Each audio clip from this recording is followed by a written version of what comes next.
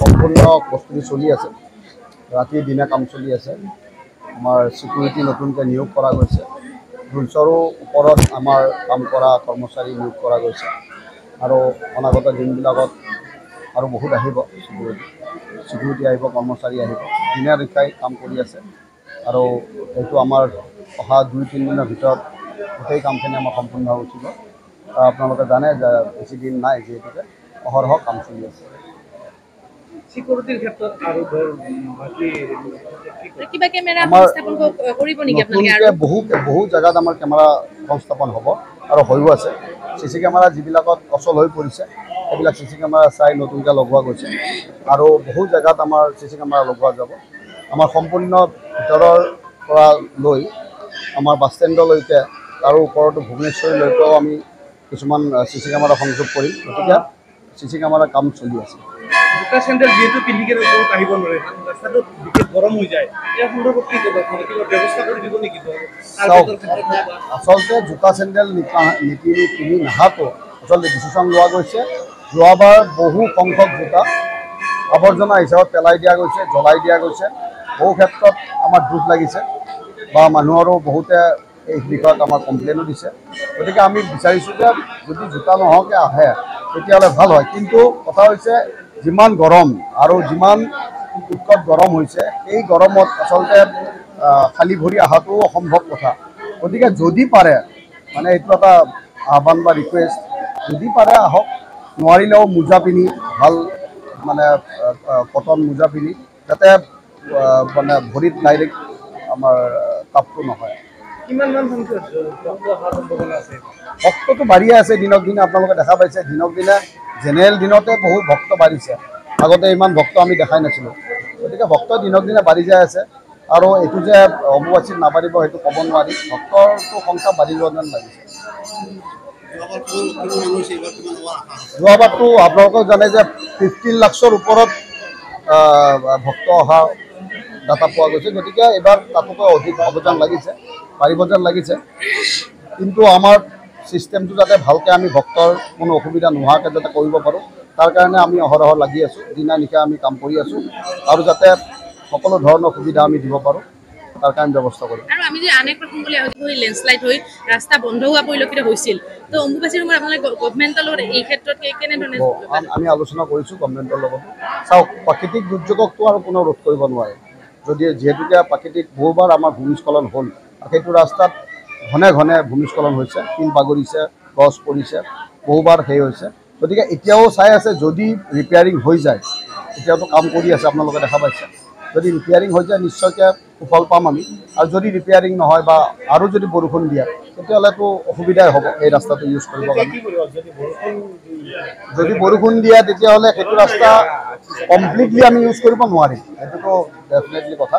কিন্তু তাৰেও যদি অৰ্ধসংখ্যক আমি ৰাস্তা ইউজ কৰিব, কাৰণ সংলগ্ন যিটো ৰাস্তা আছে আমাৰ মন্দিৰৰ পশ্চিম ফালৰ পৰা যোৱা 2-3টাকৈ ৰাস্তা ওলাই আহিছে, তাৰ পৰা হয়তো 2-এটা ৰাস্তা আমি ইউজ কৰিব পাৰিম বুলি ভাবোঁ আমি। কিন্তু যদি নোৱাৰোঁ তেতিয়াহ'লেতো এইটো ৰাস্তা আমাৰ যিটো মটৰৱেবল ৰাস্তা আছে, যিটো মুখ্য পথ আছে, মুখ্য ৰাস্তা আছে, সেইটোত ভালকৈ আমি তাতে নজৰ দিব লাগিব যাতে ভূমিস্খলন নহয় বা অন্যান্য ধৰণৰ অসুবিধা নহয়, সেইটো আমি চাম। জগন্নাথো মদগুৰু শ্রী জগৎগুরু মদাত্মা সর্বভূতাত্মা তস্মৈ শ্রী গুরবেই নমঃ। প্রতি বছরের ন্যায় এবছরেও আমরা অম্বুবাচীতে বিভিন্ন ভারতবর্ষের বিভিন্ন প্রান্তের মানুষকে আমরা আহ্বান করেছি শ্রী পঞ্চদশ নাম জুনা আখড়ার পক্ষ থেকে। এই বছরেও আমরা অম্বুবাচীতে ব্রতী হয়েছি। এই বছরে আমাদের আগের বছরে যেমন কুম্ভ মেলা ছিল, তাও প্রায় 15,000 মতো মানুষ হয়েছিল। আমাদের এবছরে আমাদের কাছে যা সূচনা আছে, পরিপান 15 থেকে 20,000 সাধু সন্ত হবে।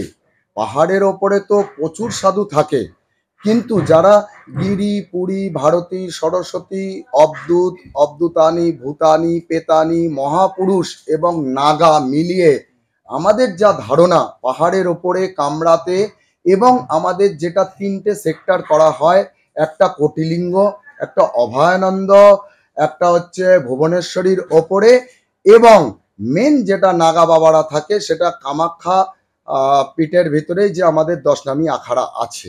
আমরা প্রস্তুত তৈরি শুরু করে দিয়েছি। আখাড়া থেকে 4 জন শ্রী মহারাজকে, আগে যেমন আমরা থানাপতিরা 4 জন থেকে এগুলো মেনটেন্স করতাম, এখন 4 জন সচিবও পাঠানো হয়েছে।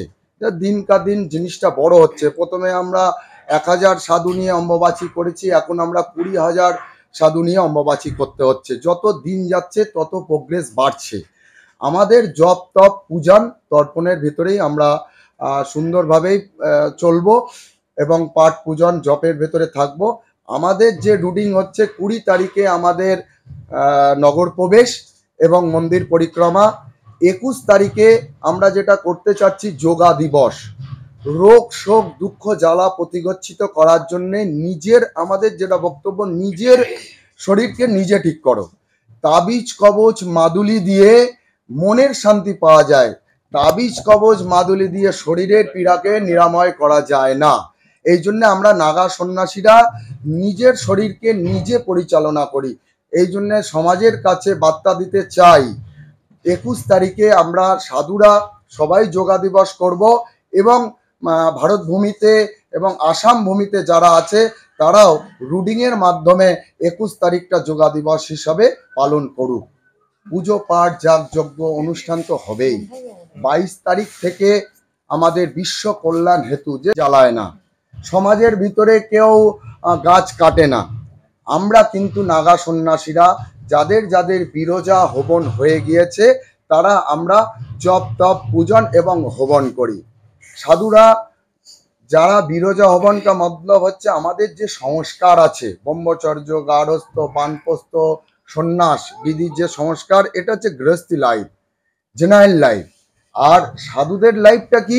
ব্রহ্মচর্য, অবধূত, অবধূতানি, ভূতানি, পেতানি, মহাপুরুষ, তারপরে নাগা। নাগারা 16 পিণ্ড দান করে, মাতৃকুল আর পিতৃকুলের 16 পিণ্ড দান করে তারা হয় নাগা। এই জন্যে নাগারা ধুনা পানি সিদ্ধকা বাণী, নাগাদের আগুন জ্বালানোয় কোনো অসুবিধে থাকে না। নাগারা ওই আগুন জ্বালিয়ে আমরা অম্বুবাচীর প্রবৃত্তি থেকে নিবৃত্তি পর্যন্ত এক জায়গায় বসেই জপ তপ পূজন করব বিশ্ব শান্তি কল্যাণ হেতু। অত হে মহাদেবী নিত্যং রক্ষা সনাতনী। এই সনাতনকে রক্ষা করার জন্যে ভারতবর্ষ